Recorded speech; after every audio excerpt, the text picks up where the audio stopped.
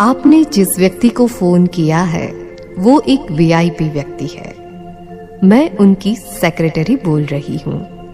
Sir थोड़ी ही देर में आपसे बात करेंगे। कृपया बात करने में ध्यान रखें और सही शब्दों का प्रयोग करें। किसी भी प्रकार की जल्दबाजी न करें और थोड़ा इंतजार करें। सर अभी भी व्यस्त है, कृपया लाइन पे बने रहें या दोबारा फोन करें। धन्यवाद।